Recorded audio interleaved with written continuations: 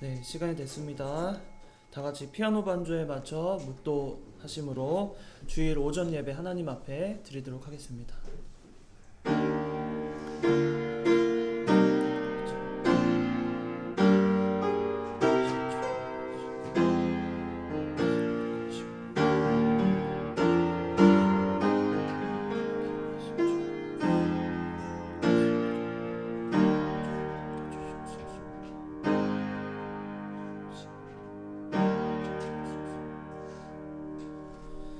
찬송가 19장입니다. 찬송하는 소리 있어.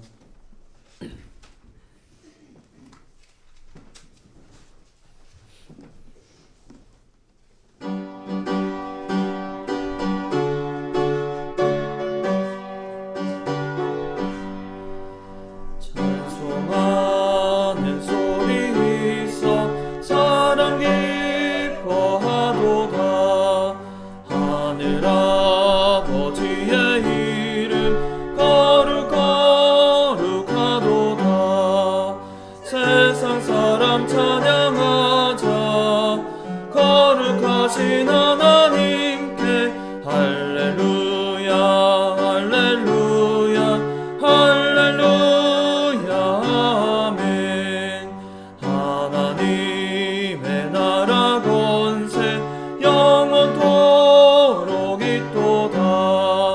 하나님의 영광 나라 거룩하도다. 하늘 보좌 계신 주님 세상 주관하시도다. 할렐루야 할렐루야 할렐루야 아멘. 하나님의 크신 섭리 그 뜻대로 되도다. 우리 아버지의 뜻은 거룩하도다. 주여 속히 임하셔서 기쁜 날을 주옵소서. 할렐루야 할렐루야 할렐루야 아멘 아멘. 교동문 19번입니다. 교동문 19번 시편 33편 교동문 20번 교동문 20번입니다. 시편 33편. 너희 의인들아 여호와를 즐거워하라. 찬송은 정직한 자들이 마땅히 할 바로다.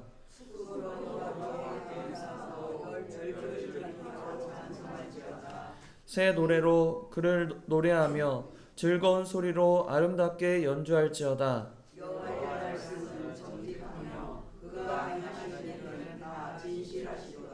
그는 공의와 정의를 사랑하시며 세상에는 여호와의 인자하심이 충만하도다.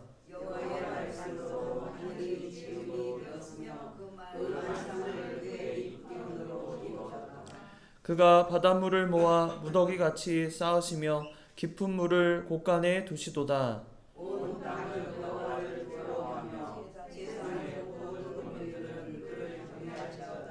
아멘. 다같이 사도신경으로 신앙 고백하시겠습니다.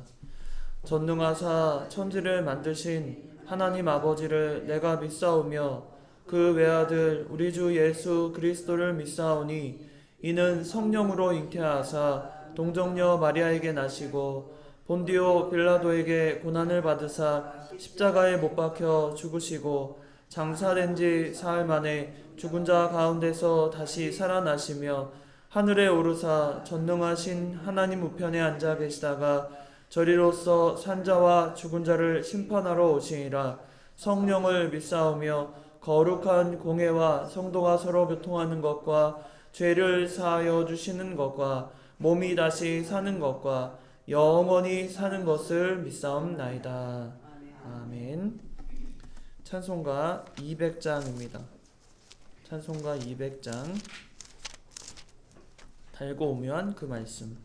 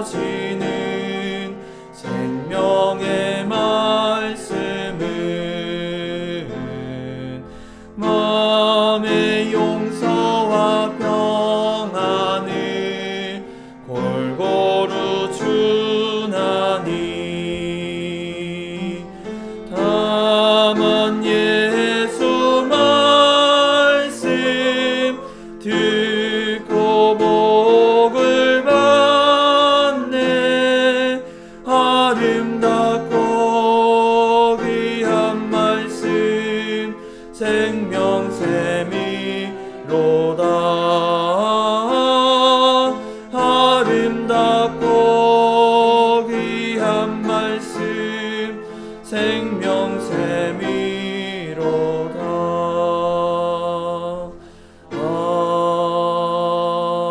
아멘.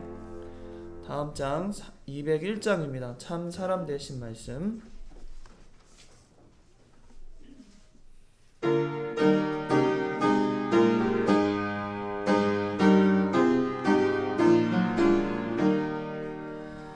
참 사람 되신 말씀 하늘의 지혜요 변하지 않는 진리 온 세상 빛이라.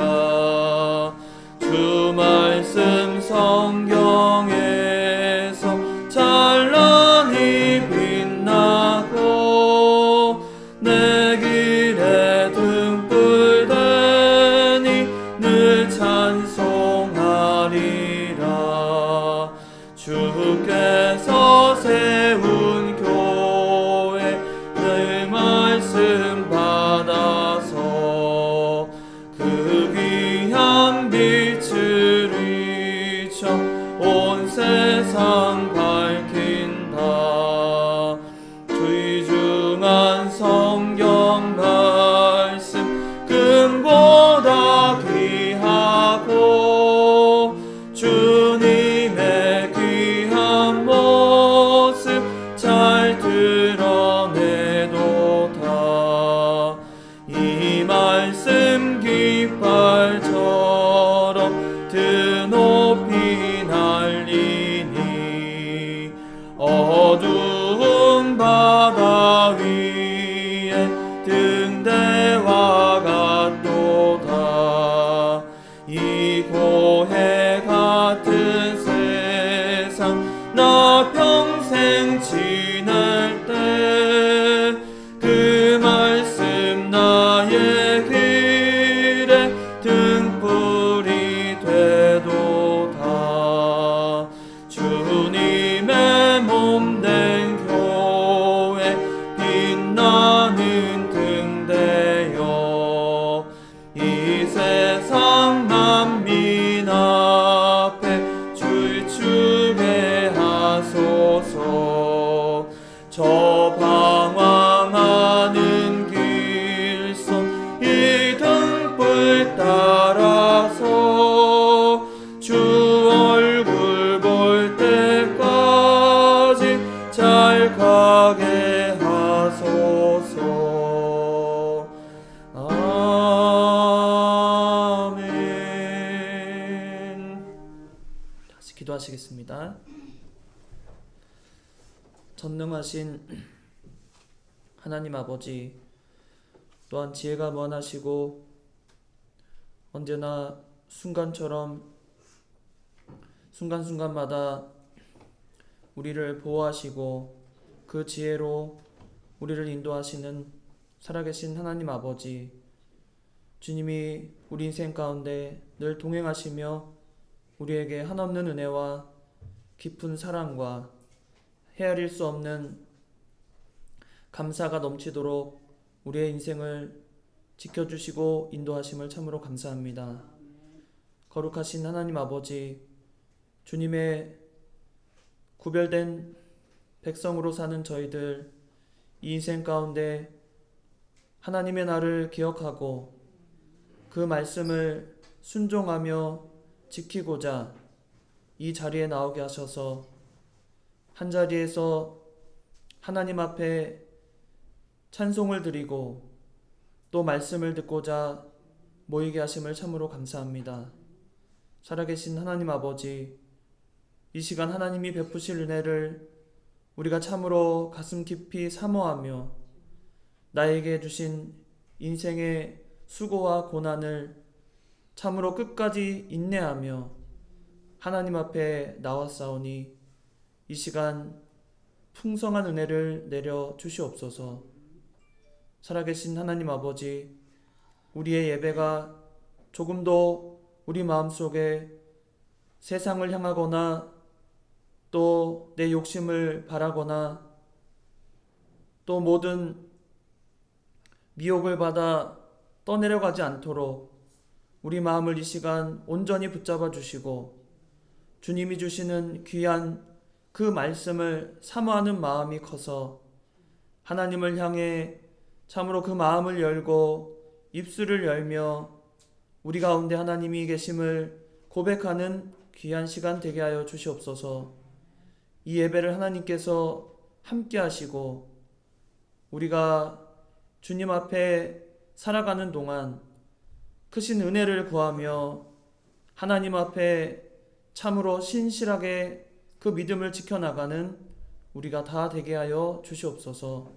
아버지께서 이 예배의 시종을 함께 하실 걸 간절히 바라옵고 거룩하신 예수님의 이름으로 기도드리옵나이다.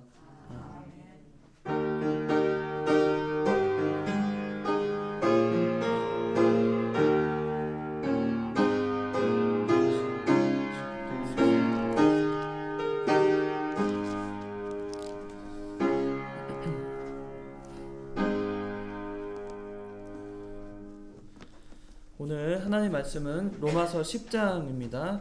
로마서 10장 8절로 15절, 로마서 10장 8절로 15절입니다. 제가 가진 성경으로는 신약 253페이지, 신약 253페이지입니다. 로마서 10장 8절로 15절입니다. 로마서 10장 8절 제가 읽도록 하겠습니다. 그러면 무엇을 말하느냐? 말씀이 내게 가까워 내 입에 있으며 내 마음에 있다 하였으니 곧 우리가 전파하는 믿음의 말씀이라. 내가 만일 내 입으로 예수를 주로 시인하며 또 하나님께서 그를 죽은 자 가운데서 살리신 것을 내 마음에 믿으면 구원을 받으리라. 사람이 마음으로 믿어 의에 이르고 입으로 시인하여 구원에 이르느니라. 성경에 이르되 누구든지 그를 믿는 자는 부끄러움을 당하지 아니하리라 하니 유대인이나 헬라인이나 차별이 없음이라. 한 분이신 주께서 모든 사람의 주가 되사 그를 부르는 모든 사람에게 부요하시도다.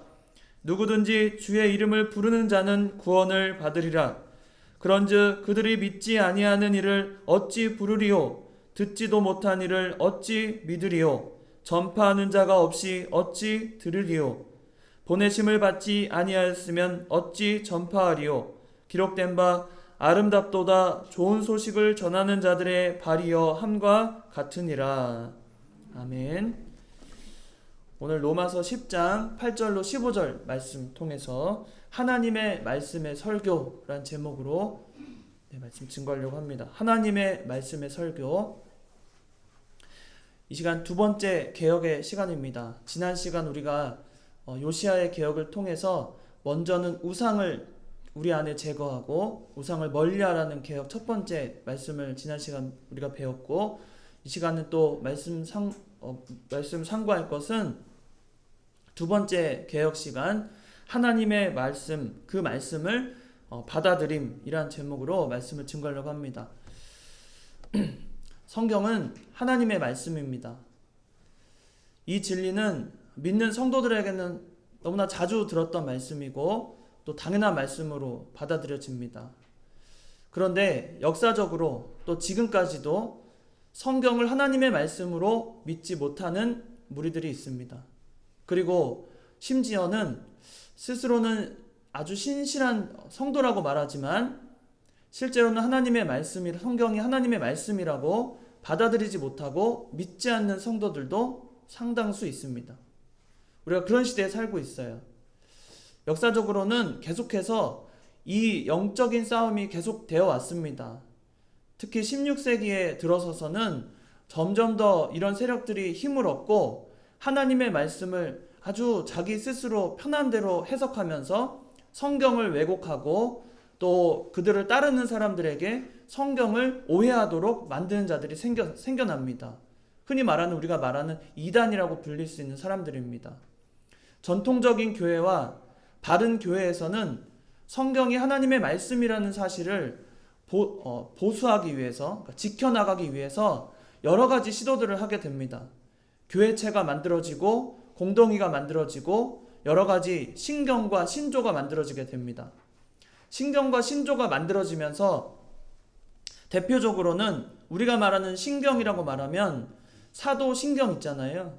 3대 신경이 있는데 우리가 전통적으로 개혁주의라고 말하면 사도 신경이 있고 니케아 신경이 있고 아타나시우스 신경이 있습니다. 이게 3대 신경이에요. 그 중에 우리가 사도 신경으로 예배 시작에 우리가 도입부에 하나님 앞에 그 신앙을 고백하게 되는 겁니다.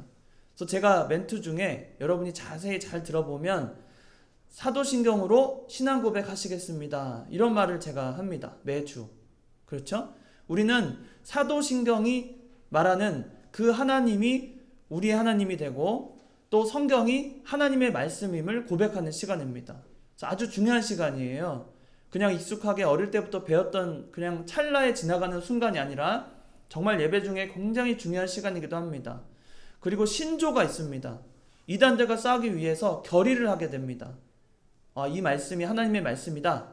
이것이 분명한 해석이다. 라고 하면서 신조를 만들게 돼요. 그 신조 중에 대표적인 것이 7가지가 있는데 우리가 잘 알고 있는 웨스트민스터 신앙고백서, 또 소유리문답, 대유리문답, 이게 3가지가 있고, 그 다음에 벨기에 신앙고백서가 있고, 도르트 신경이 있고, 하이델베르크 신경이 있고, 그 다음에 오늘 좀 강조할 것이 제2 스위스 신앙고백서라고 우리가 흔히 말하는 제네바 신앙고백서가 있습니다.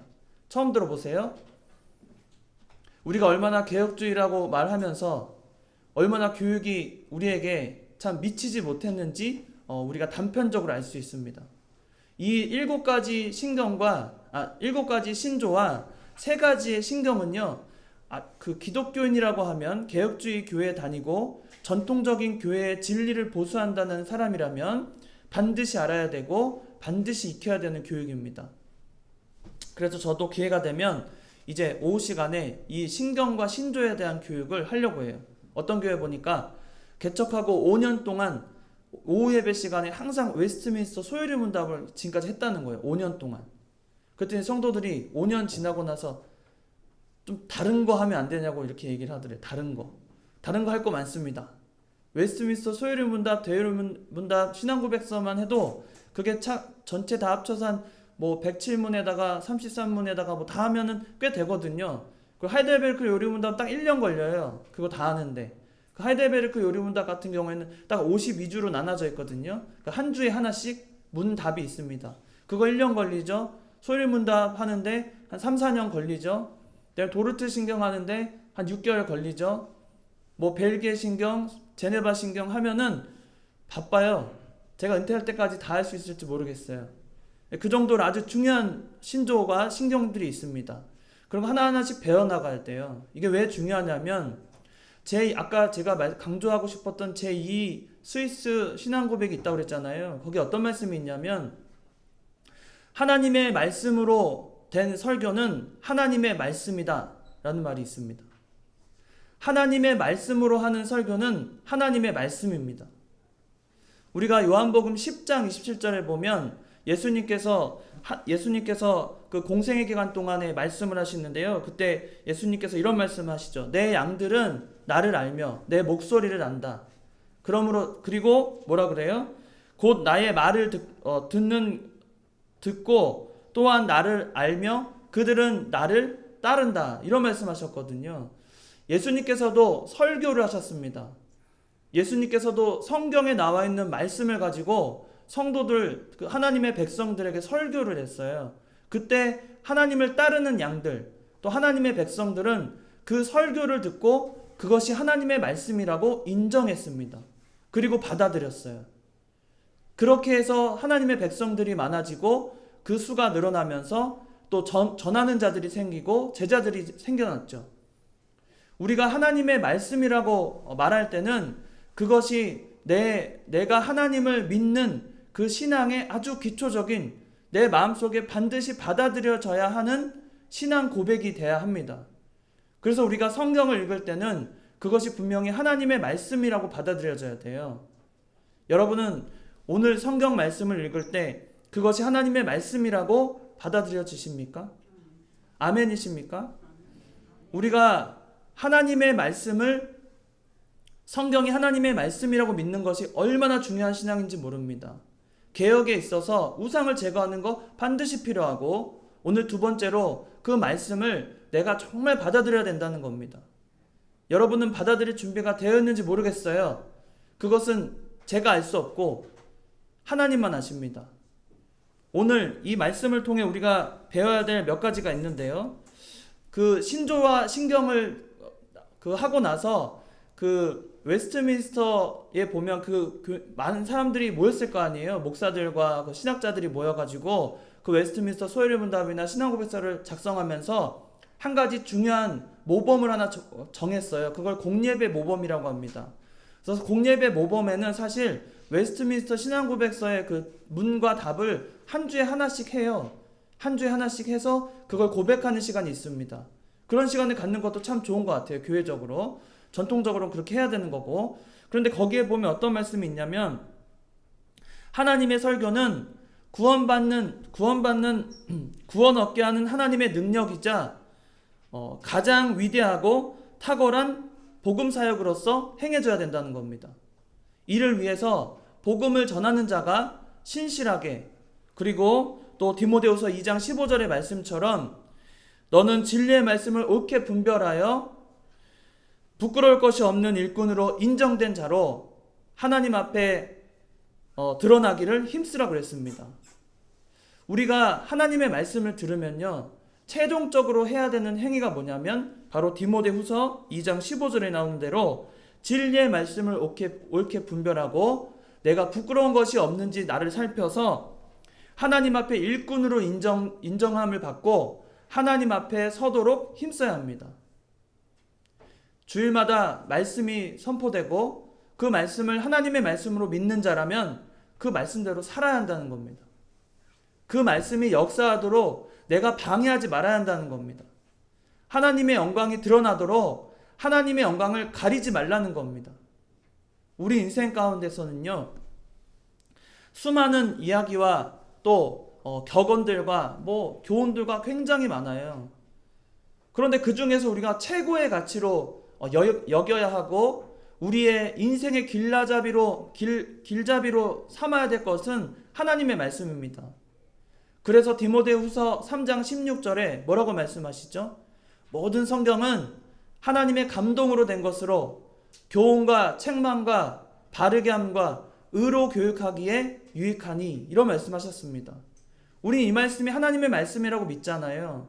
그 말을 한 것은 바울이거든요. 바울이 기록했지만 바울이 기록한 그 설교에는, 바울이 전한 그 복음에는 하나님의 말씀이라고 우리는 반드시 받아들여야 한다는 겁니다. 사람과 상관없습니다. 어눌하고 말을 못하는 교육자라도, 저처럼 능력 없고 아무 가진 것 없는 교육자라도 하나님의 말씀을 전할 때는 그 순간에는 하나님의 말씀으로 된 설교는 하나님의 말씀으로 받아야 한다는 겁니다. 그게 믿음입니다. 우리 마음에 성경이 하나님의 말씀으로 받아들여지지 않으면 교회는 변화가 없습니다. 개혁이 불가능해요. 말씀이 살아있지 못하면 아무 쓸모 없습니다. 그냥 유명한 말 잘하는 요즘에는 누구 말하면 토크 콘서트 얼마나 많이 해요. 유명한 인사들이 나와서 말 잘하고 또 아이들 교육하는데 얼마나 그 유명한 인사들이 많습니까? 그들 말을 들으면 정말 청산 유수 아니에요? 말을 들으면 내가 잘못한 게 느껴진다. 내 아이에게 그러지 말아야지.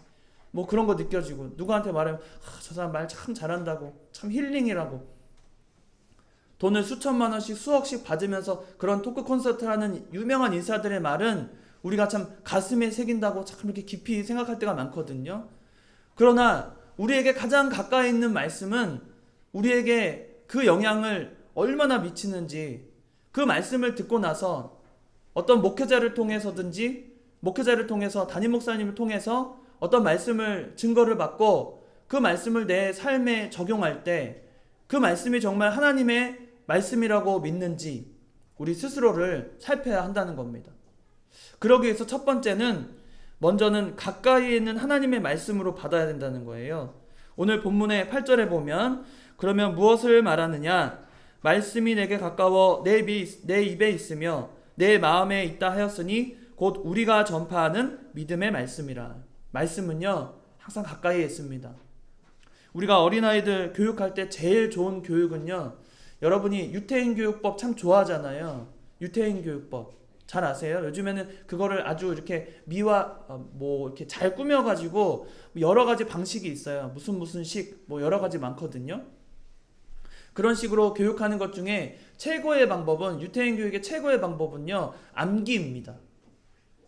유태인 교육의 최고의 방법은 암기예요. 그 아이를 신앙적으로 길러내는데 최고의 방법은 그 아이를 말씀 가운데 노출시키고 자기 입술로 고백하게 만드는 거.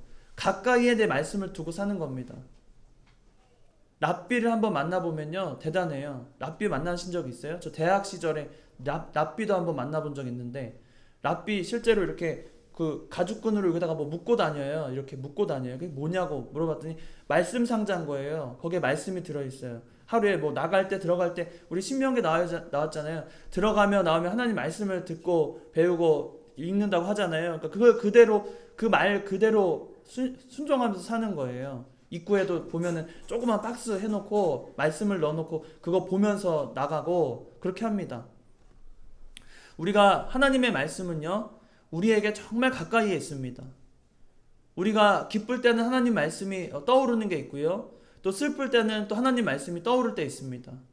우린 그런 말씀들을 내 가슴에 정말 익히고 있어야 돼요. 하나하나 나에게 아주 요긴하고 중요한 말씀들, 여러분 가슴속에 새겨진 말씀 있지 않습니까? 신비에 새겨진 말씀. 언제 어려움이 겪을 때마다 말씀이 내 마음속에 떠올라야 하고 그 말씀으로 한번 살아봐야 됩니다. 우리는 말씀 순종하는데 기꺼이 나의 시간과 나의 물질을 바칠 줄 알아야 돼요. 정말 하나님의 말씀이라고 믿는다면 우리는 할 수 있어야 됩니다. 그냥 좋은 말씀 들었다, 한 주간 설교 들으면서 좋은 말씀 들었다고 그리고서는 내 신앙의 모든 신앙생활이 다 끝난 게 아닙니다. 우리는 말씀이 내 삶에서 정말 가까이에 있도록 노력해야 됩니다. 잘 안 돼요. 외워지지도 않고 점점 안 됩니다. 점점 안 되고 그 말씀이 내가 내 것으로 삼는다는 것이 쉬운 일이 아닙니다. 그러나 내 입에 내 말씀을 담고 내 마음에 담는 연습 우리가 반드시 해야 됩니다. 두 번째는요, 입술로 시인하는 구원의 말씀입니다. 9절부터 보시면 내가 만일 내 입으로 예수를 주로 시인하며 또 하나님께서 그를 죽은 자 가운데서 살리신 것을 내 마음에 믿으면 구원을 받으리라. 사람이 마음으로 믿어 의에 이르고 입으로 시인하여 구원에 이르느니라. 성경에 이르되 누구든지 그를 믿는 자는 부끄러움을 당하지 아니리라 하니 유대인이나 헬라인이나 차별이 없음이라. 한 분이신 주께서 모든 사람의 주가 되사 그를 부르는 모든 사람에게 부요하시도다. 우리가 입술로 고백해야 됩니다. 우리 교단의 특징은요, 이렇게 기도할 때 보면 우리가 통성기도 잘 안 하잖아요. 옛날에는요, 제가 어릴 때 기억나요. 막 통성기도 하면 완전히 이단처럼 막 취급하질 않나. 소리내서 기도하는 거를 굉장히 타부시하면서 그래왔던 그런 모습이 있습니다. 장단점이 있어요. 통성기도는요, 내가 집중해서 하고자 하는 말을 하다 보니까 밖으로 내뱉다 보니까 허투루 말을 하지 않습니다. 통성기도의 장점이에요. 허투루 말하지 않고 생각하면서 어떻게든 좋은 말과 하나님의 그 말씀에 맞도록 노력하잖아요. 통성기도의 장점입니다. 그런데 통성기도의 단점은 깊은 기도를 하지 못해요. 입술로 다 표현을 못하니까. 그래서 우리는 그냥 조용히 묵상기도를 많이 하잖아요. 묵상기도의 장점은 깊은 기도를 할 수 있습니다. 그리고 내 마음에 다른 사람에게 통성기도하면 다른 사람한테 내 죄를 다 고백하고 뭔가 부끄럽고 제대로 표현을 못하잖아요. 근데 묵상기도하면 내가 하나님과의 1대1의 관계가 되니까 그때는 또 내가 마음속에 있는 걸 다 말할 수 있어요. 입술로는 주여 하지만 마음속에는 제가 이런 고통이 있고 이런 슬픔이 있는데 하나님 저를 좀 봐주시고 긍휼히 여겨주시고 이런 말을 다 할 수 있어요. 쏟아낼 수가 있어요. 그래서 묵상기도의 장점은 깊은 기도를 할 수 있어요. 단점은 자칫 잘못하면 졸아요. 묵상기도는 자칫 잘못하면 정신을 놓고 그냥 내 마음대로 하다가 육신의 피로에 그냥 빠져서 기도를 못할 때가 있습니다. 그래서 우리는 통성 기도도 해야 되고요, 묵상 기도도 해야 됩니다. 두 가지 다 해야 돼요. 근데 아이들이 기도할 때 우리가 방법을 잘 모르잖아요. 아이들 기도하라 그러면, 부모님들이 기도하라 그러면 본인도 통성 기도 잘 안 해봐가지고 아이한테 묵상 기도 시킬 수도 없고 어떻게 할 수가 없는 거예요. 그래서 간단하게 기도하는 거 알려주잖아요. 뭐 어떻게 하고 기도해라. 처음엔 감사 기도하고, 처음엔 회개 기도하고, 두 번째는 감사 기도하고, 그 다음에 간구 기도하고, 마무리 예수님의 이름으로 기도하면 된다. 다 좋습니다. 그런데 우리가 해야 될 건요, 정말 기도할 때 처음에 우리가 기도 훈련을 할 때는요, 입술로 시인하는 기도를 해야 됩니다.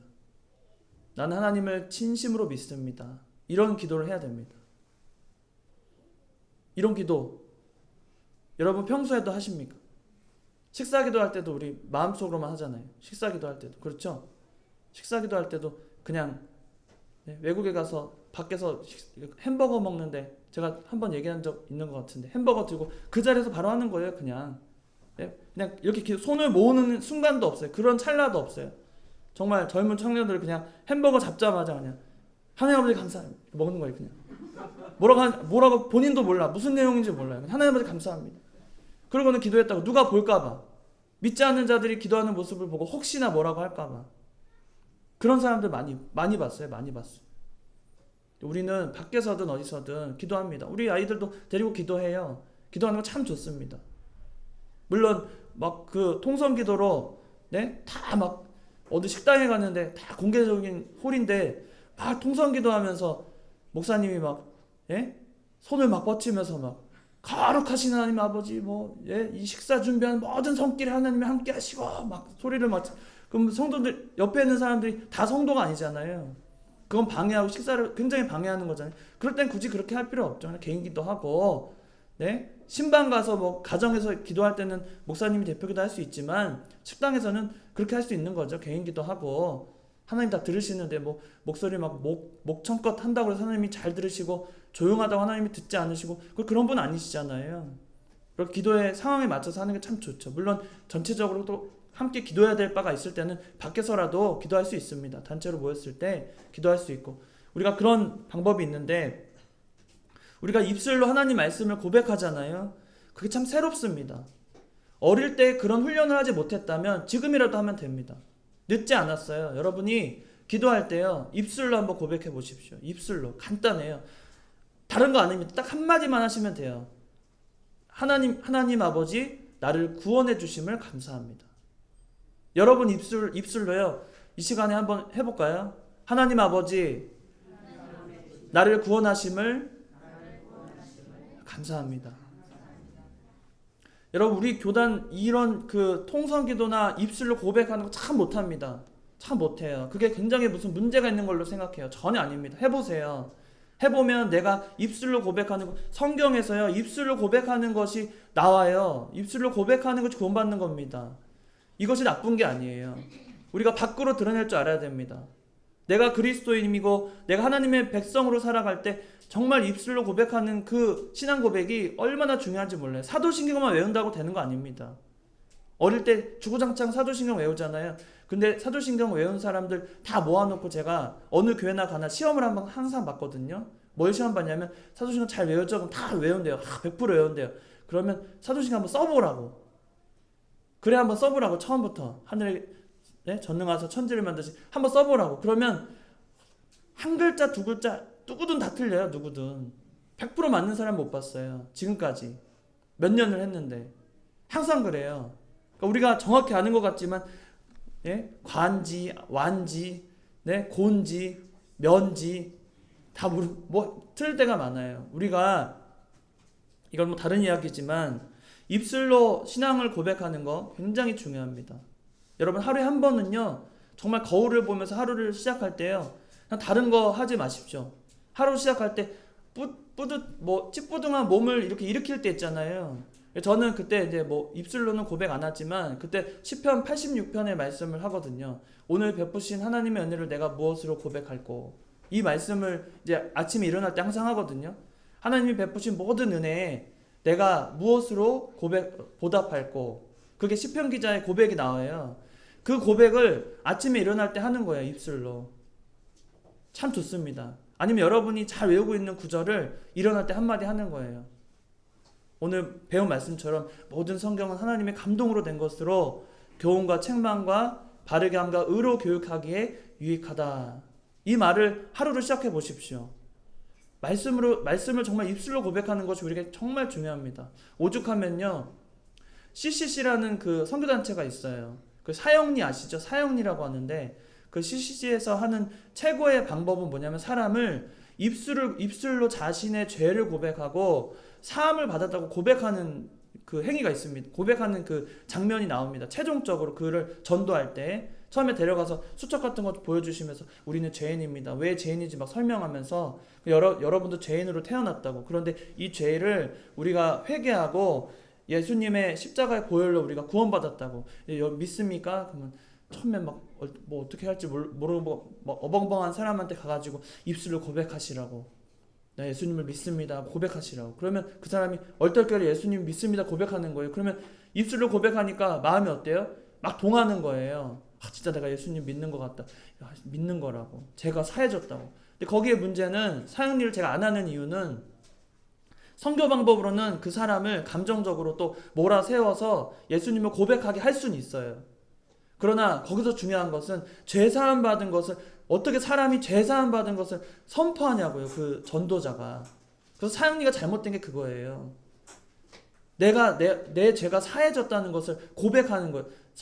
당신의 죄가 사해졌다고 이렇게 말해요. 전도자가. 이거 잘못된 거잖아요.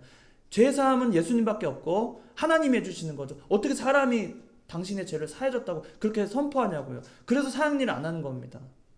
사형리가 그 부분만 좀 수정하면 좋을 것 같아요. 활용하면. 제일 좋은 건 사람으로 입술로 고백하게 하는 겁니다. 따라하세요. 어떤데 이 사람 보면 따라하는 거 많잖아요. 신천지가 제일 잘하는 거 뭔지 아세요? 성경 공부예요. 죽으라고 공부합니다. 죽으라고 공부시키고 죽으라고 성경 공부시켜가지고 그 사람이 정말 성경적인 지식을 많이 알게 되면서 비유풀이하면서 그래서 빠져들게 하는 거예요. 그 사람이 뭔가 내가 얻은 것 같고 그렇거든요. 근데 생각해보면 진짜 전통적이고 바른 교회는요, 하나님의 말씀에 대한 성경 공부를 정말 등한시합니다. 성경 공부를 정말 철저히 하면서 내가 배웠던 그 말씀에 깊이 있는 의미를 새기고 그 말씀을 외우고 암송하고 그런 교육들이 많이 필요한데 우리가 정말 시대적으로 그걸 못하고 있어요. 빼앗겼어요, 이단에게. 우리 입술로 하나님의 말씀 고백하시기 바랍니다. 고백해야 돼요. 그냥 아멘 지금도 아멘 이 정도만 우리가 고백하죠. 실제로 나는 하나님이 나를 구원하심을 믿습니다. 나를 구원하셔서 감사합니다. 이걸 정말 하루에 한 번씩만 고백해 보십시오. 우리의 마음이 새로워집니다. 환기가 돼요. 사람이요, 모든 환경에 적응할 때 환기가 필요하거든요. 뭔가 새로워져야 돼요. 적응하기 위해서. 저도 교회를 적응할 때 꼭 초반에 어느 교회에 가서 적응하잖아요. 그럼 막 열심히 하려고 뭔가 이렇게 의욕이 막 앞서잖아요. 그러다 아파요, 한 번 아픕니다. 어느 교회든 그랬어요. 한 번 사역을 시작해서 처음에 안성에 있는 저기 안성 광약교회 처음에 가서 그 교회 최초의 전도사라고 그랬잖아요. 그 교회가 세워지고 나서 한 30년 가까이 되는 교회인데 한 번도 전도사가 없었어요. 제가 처음에 전도사로 가게 됐는데 임명박 가는데 얼마나 막 열의가 있어요. 막 한 명, 두 명인가 처음에 주일학교 시작하는데 막 열의가 있어가지고 막 금요일날 밤에 와가지고 토요일 아침부터 전도하고 애들이랑 물총 싸움하면서 근처에 있는 아파트 단지 가가지고 놀이터 청소 비닐 하나 가져가가지고 청소 막 하면서 교회 나오라고 해가지고 나올 때 한 20명 정도 주일학교 만들어가지고 최초로 여름 성경학교 하고 나왔거든요. 3년 9개월 동안. 그걸 하면서 얼마나 열의가 있어요. 근데 초반에 가면 적응하느라고 몸이 아파요. 아픈 거예요. 괜찮습니다. 괜찮아요. 그 가운데서 하나님이 또 은혜 주시니까 재밌어요. 저도 우리 교회에 와서 재밌어요. 제가 자꾸 아플 것 같고 아프지 말라고 이렇게 염려해 주신 거 감사한데 제가 재밌어서 하는 겁니다. 염려하지 마십시오. 제가 정말 재밌어서 하는 거예요. 또 재밌잖아요. 교회가 깨끗해지고 아름다워지고 그렇지 않으세요? 그런 변화를 보면서 귀엽다, 예쁘다 이런 마음을 우리가 애정을 갖는 거 얼마나 좋은지 몰라요. 저는 재밌어서 합니다. 하나님 은혜를 주시고 또 감당할 은혜를 주시는 거예요. 많이 배려해 주시는데 너무 염려하지 마시고요. 그냥 기도해 주시면 됩니다. 저는 아주 감사하게 재밌게 하고 있습니다. 무슨 말을 하다 또 이렇게 요새 자꾸 이렇게 겉으로 빠지고 있는데, 입술로 고백하는 우리 말씀을 입술로 고백하시기 바랍니다. 오늘 본문에 한번 우리가 이 시간 그 의미 있게, 그러면 앞에 제가 적어놓은 주보를 보시면 이 8절 말씀을 제가 적어놨거든요. 같이 한번 읽어보도록 하겠습니다. 시작. 그러면 무엇을 말하느냐? 말씀이 내게 가까워 내 입에 있으며 내 마음에 있다 하였으니 곧 우리가 전파하는 믿음의 말씀이라. 우리가 설교자는요, 성격도 다르고 또 성향도 다르고 여러 가지 또 뭐 말씀의 패턴이랄지 또 배운 지식이랄지 참 모든 것이 다릅니다. 너무 다양한 목회자들이 있어요. 그 목회자들을 통해서 하나님의 말씀을 증거를 받다 보니까 성도들은 목회자에 집중하게 됩니다. 그래서 우리 목사님은 어떻고 어떤 스타일이고 어떤 설교를 하신다 이렇게 받아들여지거든요. 근데 그게 굉장히 잘못된 거예요. 우리가 어떤 설교자가 단에 서든지 우리는 목회자에 집중하면 안 됩니다. 목회자가 말을 참 잘하네, 목회자가 어떤 매력적인 모습이네, 거기에 우리가 집중하려고 예배 나오는 게 아닙니다. 예배는요, 목회자는 그저 물을 주거나 심는 자입니다. 물을 주고 심는 자는 그들보다 더 중요한 자가 누구예요? 자라게 하시는 일. 그러면 심는 자와 물 주는 자가 다 쓸모없냐? 그건 아닙니다. 그들은 하나님 앞에 그 부름을 받고 역할을 감당할 뿐이에요. 그때 말씀을 듣는 성도는요, 그 목회자가 전하는 말씀에 그 목회자를 집중할 것이 아니라 그가 전하는 말씀이 곧 뭐라고요? 하나님의 말씀이라고 인정하도록 우리가 받아야 한다는 겁니다. 설교는 재미없어요. 설교는 재미를 위해서 하는 게 아닙니다. 설교는 지루합니다. 근데 지루하기 때문에 설교가 끊어져야 되는 건 아닙니다. 설교는 새롭지 않습니다. 언제나 같아요. 언제나 같은 말이 전해지는 것 같습니다. 진부해요. 그러나 하나님의 말씀은 언제나 진부해야 합니다. 하나님의 말씀은 언제나 영원토록 진부하고 언제나 변함없어야 하기 때문에 설교를 통해 설교자를 통해서 듣는 하나님의 말씀은요, 변하면 안 됩니다. 그게 이단이에요. 우리가 어떤 교육자를 만나든지 저를 비롯해서요, 어떤 상황에서는 하나님 말씀을 들을 때 그 목회자의 성향을 파악하고 그 목회자가 들을 만한 설교를 한다, 그렇게 들으면 안 됩니다. 어떤 목회자가 복음을 전할 때는요, 그 목회자가 어느라고요, 그 테클라 행전이라는 책을 보면요, 그 바울의 생김새가 자세히 묘사되어 있거든요. 그 테클라 행전이 뭐냐면 바울의 제자예요. 테클라라는 사람이.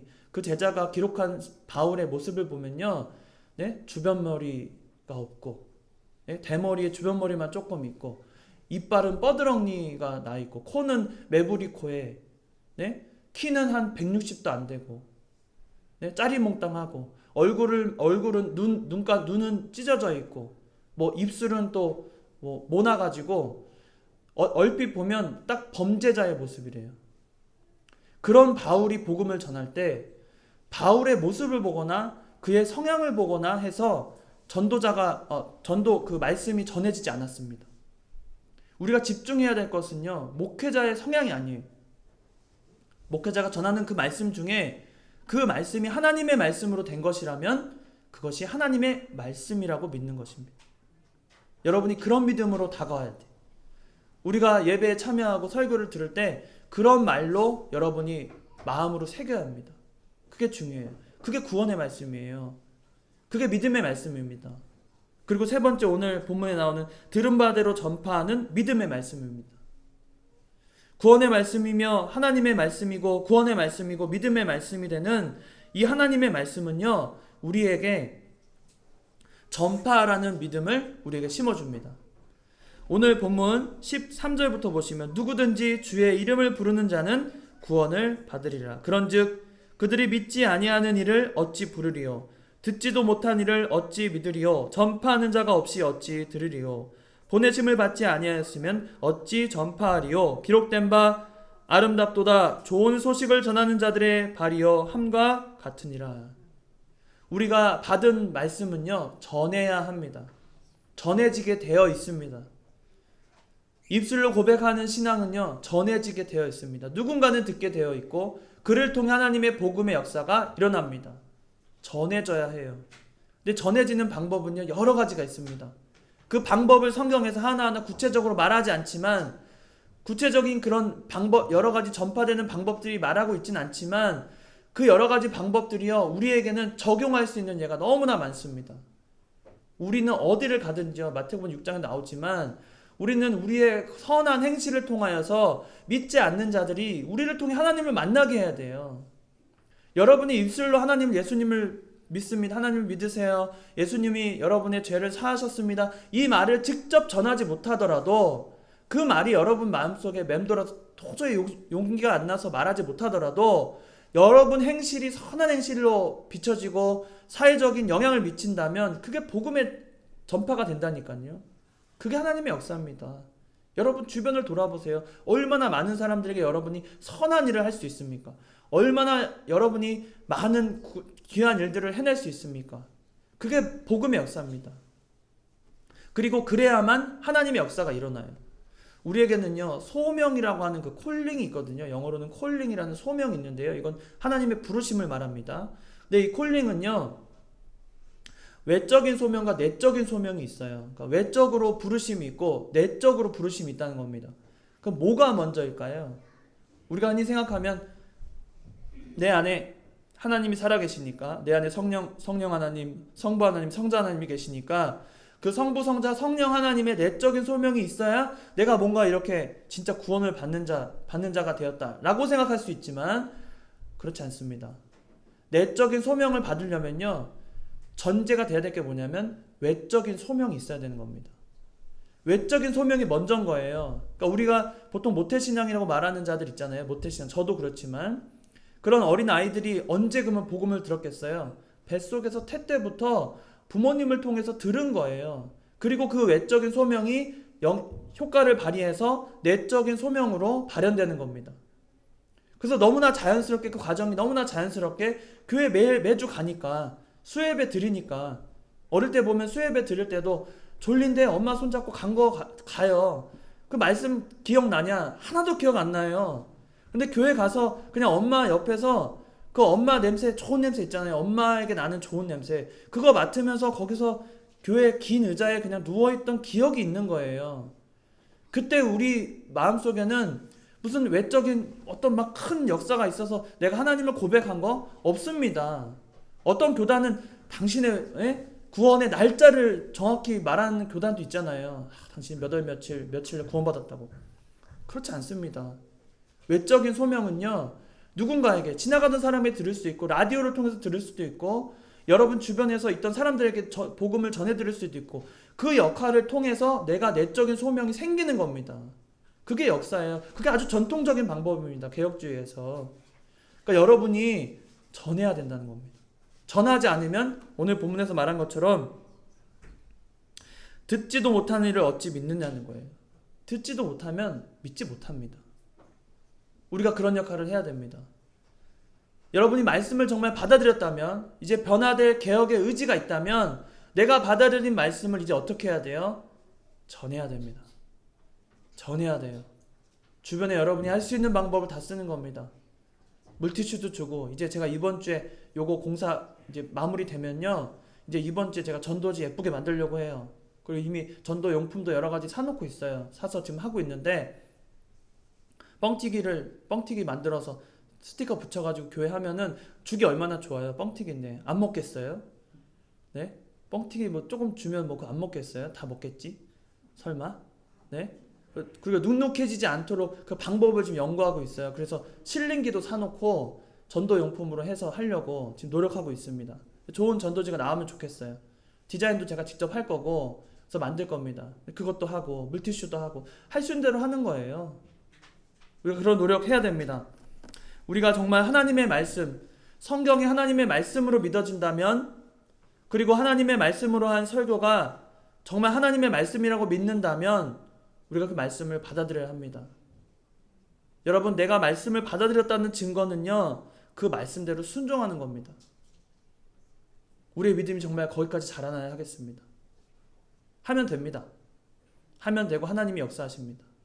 우리가 그런 믿음을 가지고 디모데후서 2장 15절에 말씀하신 그 말씀을 다시 한번 참고하면, 너는 진리를 어떻게 해요? 진리의 말씀을 옳게 분별하여 너희 스스로를 살피고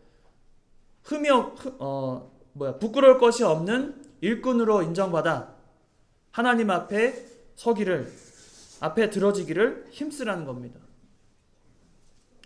우리가 이 말씀을 통해 오늘 성경이 하나님의 말씀임을 믿고, 또 하나님의 말씀의 설교가 하나님의 말씀이라고 믿는 우리의 믿음이라면, 그 개혁의 뜻을 이어서 정말 아름다운 교회로 성장할 수 있도록 여러분이 힘쓰시기를 주의 이름으로 축원합니다. 다 같이 기도하시겠습니다.